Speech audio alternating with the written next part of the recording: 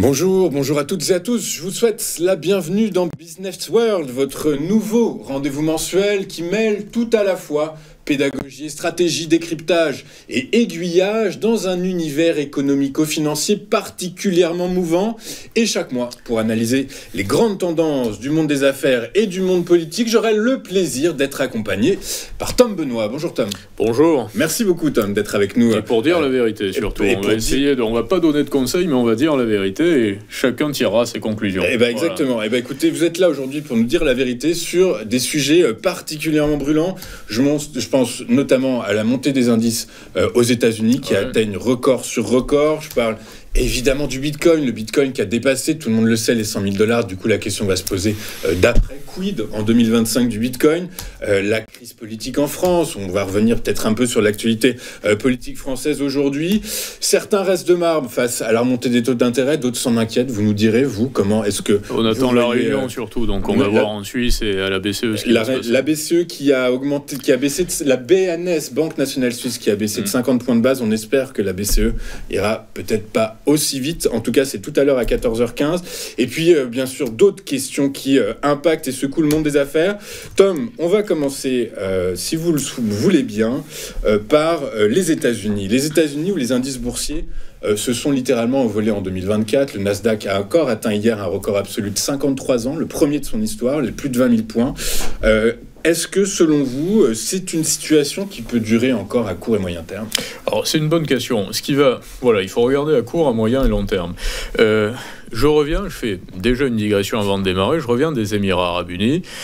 J'ai passé une semaine environ entre Dubaï et Abu Dhabi. J'ai eu beaucoup de rendez-vous avec des banquiers. Vous savez que d'ailleurs, les banques à Abu Dhabi sont régies par la charia. Donc les banques sont dépendantes, c'est quand même compliqué pour le crédit parce que vous ne faites pas de crédit quand vous êtes soumis à la charia. Et je disais ça parce que sur la bourse, aux Émirats Arabes Unis, la bourse n'a pas d'importance. Il y a des places financières à Abu Dhabi, il y a une place financière à Dubaï, mais il n'y a pas de problème pour faire entrer des capitaux en dehors de la bourse. Donc déjà, ce que je veux dire aux personnes qui nous écoutent, c'est que vous avez plusieurs mondes.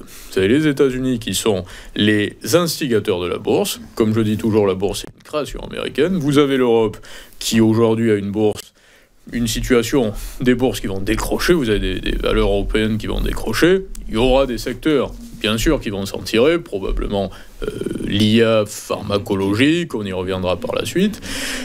Et puis après, vous avez la Chine et l'Inde. Et ce qu'on appelle les pays émergents, les Émirats Arabes Unis, cette partie-là, le Moyen-Orient, n'a pas misé sur sa bourse, mais a misé sur la bourse indienne. Ça veut dire que c'est la bourse indienne qui va être en quelque sorte le grand centre, le marché de ce secteur-là va être localisé en Inde. Pourquoi ? Parce qu'il y a beaucoup d'Indiens qui sont très riches, la plupart on le dit d'une façon très simple, des gros riches, des plus riches de Dubaï viennent d'Inde. Il y a des Italiens également, il y a des Américains.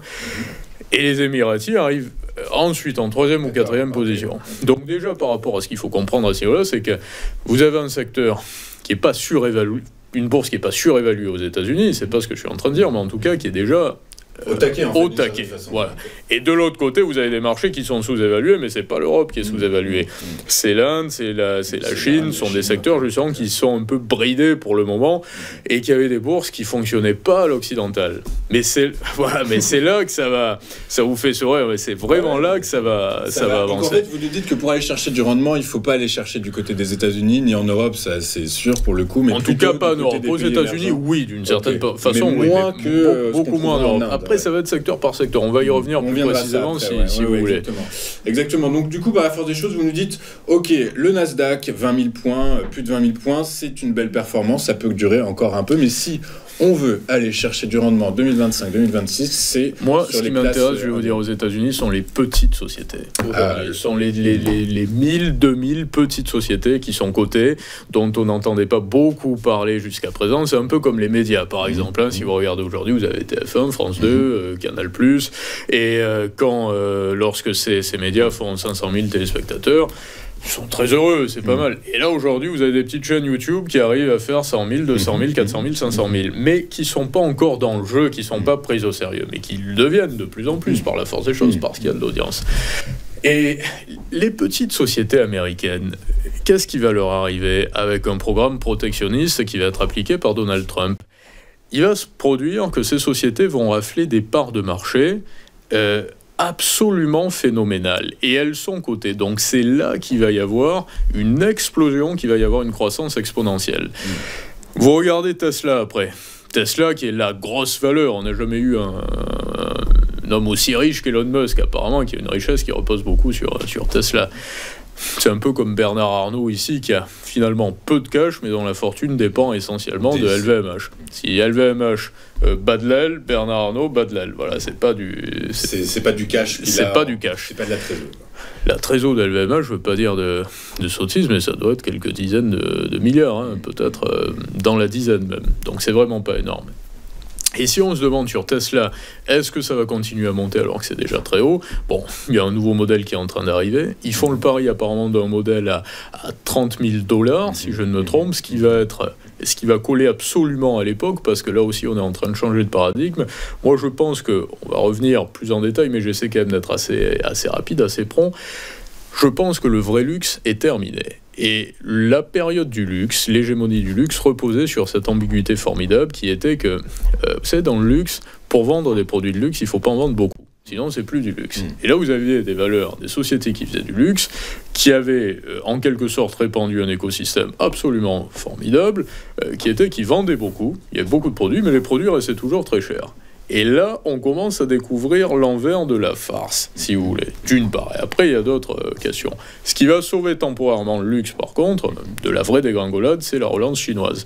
Et aussi la relance américaine. On y reviendra sur notre actualité sur le point international. On y reviendra. Ouais. Mais donc, sur Tesla, vous allez avoir quand même des valeurs comme ça qui vont, même si elles sont déjà au taquet en ce moment, qui vont continuer quand même à se porter, selon moi, plutôt correctement. Elon Musk a dit, effectivement, comme vous l'avez précisé, qu'il va lancer très certainement un modèle à $30 000, mais au-delà de ça, c'est plutôt dans les niveaux de marge qu'il va essayer de continuer à performer. Et ils ne dépendent pas des aides américaines de l'État qui va supprimer lui-même apparemment d'ailleurs, pour être rentable sur l'électrique, alors que Ford et General Motors dépendent massivement des aides de l'État américain pour les voitures électriques. On suivra tout ça avec attention, donc je retiens bien, sur le marché américain, les petites et moyennes capitalisations, donc c'est le Russell 2000, l'indice dont vous nous parlez de Tesla. Il y a un autre actif qui a super bien marché ces derniers temps, c'est Bitcoin, évidemment, $100 000 atteint la semaine dernière. Est-ce que vous pensez que la phase d'euphorie est terminée, que maintenant on va latéraliser autour de ces 100 000 ?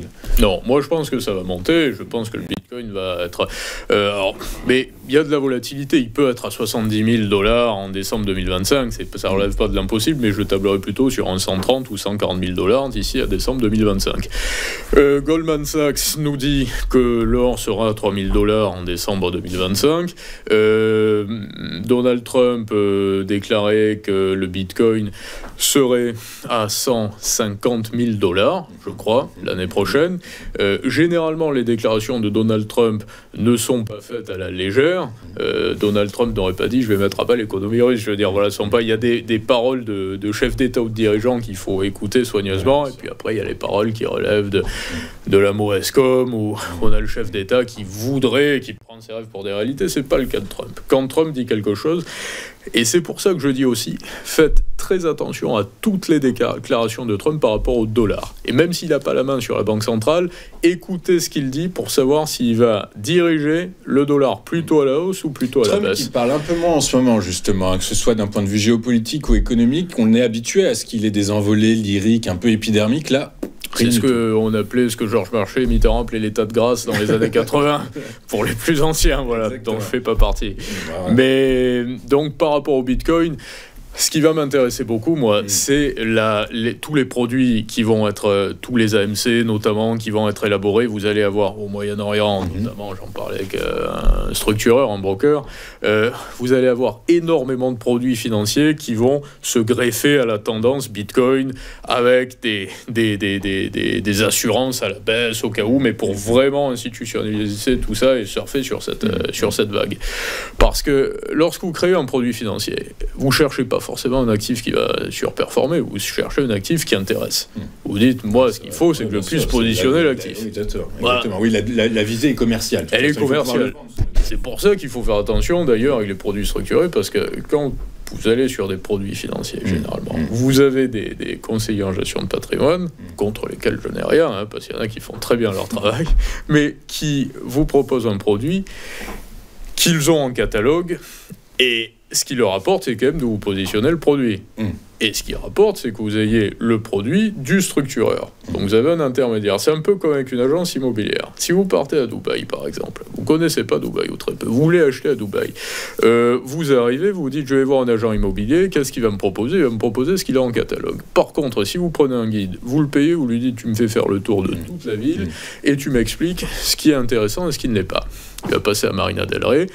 Je vous dis là, ça c'est très bien d'être dans cet immeuble. Vous regardez les annonces et vous voyez ce qu'il y a dans cet immeuble. Et vous allez à Trade Center et vous comparez. Et lui n'a pas d'intérêt à vous vendre quelque chose. Donc c'est pour ça que je dis que... ce que vous voulez dire, c'est qu'il y a peut-être un petit peu, comment on pourrait dire, pas un délit d'initié, mais en tout cas des intérêts croisés. C'est le mot juste, voilà. Il y a des intérêts croisés, c'est un délit d'initié tacite, mais officiel. Donc par rapport à Bitcoin, ce qui va être intéressant sont tous les produits justement qui vont se greffer sur Bitcoin. Vous savez que l'ETF Bitcoin, j'ai fait un tweet à ce propos assez récemment, il y a beaucoup de personnes d'ailleurs qui ont dit « Ouais, non, mais il a dit quelques années, il n'y a pas quelques années. » Si, il y a quelques années. Il y avait des ETF, mais qui étaient des ETF réservés à des professionnels sur le Bitcoin. Je sais évidemment qu'il n'y a même pas une année qu'il y a un ETF sur le Bitcoin. C'est début 2024. Voilà. Et cet ETF, et plus largement, si on parle du marché des ETF aujourd'hui, sur le Bitcoin, représente un bon tiers, selon mes calculs, un gros tiers de la market cap des ETF or. Donc ça veut dire que c'est gigantesque. Les ETF or, ça fait 20 ans que ça existe, 30 ans. Et vous avez un métal qui a des milliers d'années d'histoire. Là, vous avez 15 ans de Bitcoin, 5 ans où ça a marché très fort, une année où il y a un vrai ETF, vous avez déjà un tiers de la market cap or. Donc il y a un engouement phénoménal sur le Bitcoin. Les grandes questions qui vont se poser, c'est il va être officialisé comme actif, ça c'est évident. Jérôme Powell qui a dit c'est un concurrent pour l'or et pas vraiment pour le dollar. Donc qu'est-ce que ça veut dire ? Ça veut dire qu'une fois de plus, vous avez quand même les poids lourds du système financier qui vous disent bon, c'est du sérieux, Bitcoin, on va pas vous enlever de la bouche. C'est sûr, c'est sérieux. Après, c'est beaucoup dans sa, dans sa définition. Mais ce qui va se passer, c'est qu'aujourd'hui, et moi j'ai une société de conseil, on me demande régulièrement des conseils justement, donc j'entrerai pas, c'est le principe, dans les détails. Et il y en a que je n'apporte pas parce que j'en ai pas la qualité, la vocation, mais j'entends des choses ci et là, et je vois beaucoup de personnes qui cherchent à faire passer des paiements qu'ils ne peuvent pas faire passer parce que ce qu'on appelle la trad-fi, justement, la finance traditionnelle. Et qu'est-ce qu'ils font ? Ils vont vers les stablecoins, les USDT, justement, ces crypto-actifs qui sont la porte d'entrée entre la crypto-monnaie et la monnaie traditionnelle, le système financier traditionnel. C'est à dire que les cryptos, et du coup, par faire des choses... Parce que c'est adossé à la monnaie. Le stablecoin est adossé au dollar, en l'occurrence, pour l'USDT en tout cas.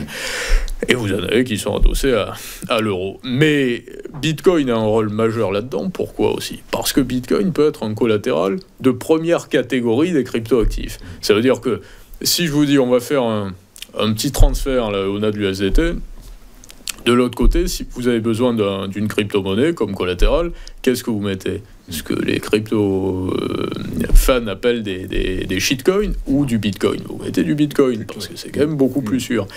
Donc Bitcoin va devenir ce point central, un peu ce que le dollar était aux monnaies, mais la crypto-monnaie, des crypto-monnaies... Des talons, en fait, en quelque sorte. Des talons, effectivement, de point central de l'économie de demain. L'économie, en tout cas, qui va être parallèle pour le moment, mais qui va être in-out, mais de la crypto-économie. Ok, très clair. Bah, écoutez, on va suivre ça avec attention. Donc, du coup, à force des choses, pour résumer, vous nous dites que potentiellement les 100 000 $, c'est une première étape vers les 130, les 150. Ah oui. On verra, mais en tout cas, voilà, c'est la tendance haussière n'est pas l'euphorie, et l'euphorie n'est pas finie. En tout cas, ne s'est pas estompée autour du Bitcoin. Les questionnements qui vont se poser après, par contre, voilà, il y a beaucoup de personnes sur la nature, sur la nature, mais surtout au niveau par rapport à la volatilité. Lorsqu'il va y avoir ce que je disais précédemment, et peu de personnes en parlent aujourd'hui, ça sert quand même beaucoup à faire passer des paiements. La réalité, parce que vous avez les fans qui ont 5 000 $ de Bitcoin sur leur clé Ledger ou sur une plateforme, sur leur wallet, et puis après, de l'autre côté, vous avez tous ceux qui travaillent pour le Bitcoin, dans l'industrie du Bitcoin, qui ont des sociétés de mining et tout, mais à très grande échelle, des sociétés comme MicroStrategy stratégie aujourd'hui qui sont des poids lourds. Hein. Et puis après, vous avez des gens qui ne savent pas exactement ce que c'est, qui arrivent au milieu du jeu et qui se disent, bon, c'est un actif. Spéculatif un peu, mais c'est un actif. Mais il y a une génération de personnes comme ça, qui a été un peu crédule, qui va d'un coup comprendre qu'en réalité, ça sert beaucoup à faire passer des paiements. Donc si ça sert beaucoup à faire passer des paiements, c'est déjà un peu moins un actif, c'est pas une valeur refuge, c'est une monnaie parallèle. Exactement. C'est effectivement le sens qu'est en train de trouver Bitcoin. On va marquer une première pause dans votre émission, Tom. Bon, c'est la vôtre aussi. Hein. C'est vous la star. Et on se retrouve dans un instant pour parler de l'actualité française, un peu sous le prisme de la politique, puisque vous le savez, Emmanuel Macron doit nommer son Premier ministre aujourd'hui, mais surtout au-delà de ça, on va se poser la question de savoir si la censure du gouvernement Barnier va avoir un impact sur l'économie française, d'autant plus que ça va faire presque un semestre entier que la France n'a pas de gouvernement. Absolument. On voit ça dans un instant, à tout de suite. Alors, qui veut parler aujourd'hui ? Oui, Jean ? Moi, j'ai investi tout mon bonus de fin d'année dans des actions parce que le logo était sympa. Moi, j'ai suivi les conseils de l'influenceur millionnaire In One Click et ils m'ont juste envoyé ça. J'ai pris des actions GameFlop et on m'a dit que ça allait remonter. Vous connaissez ? Moi, grâce à IG, j'ai accès à des analyses et des outils super performants. Du coup, ça m'aide à prendre les bonnes décisions. Grâce à IG, tout le monde peut investir sur les marchés. Même Jean. En plus, moi, j'adore les logos rouges.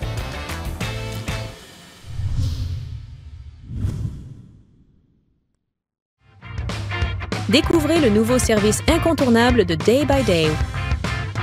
One Trade for You. Vous êtes un débutant ou un trader chevronné? Ce service est conçu pour vous. Imaginez avoir accès à des analyses d'experts, vous permettant d'améliorer vos trades sur les produits dérivés. Abonnez-vous dès maintenant sur onetradeforyou.fr, car votre succès est notre priorité.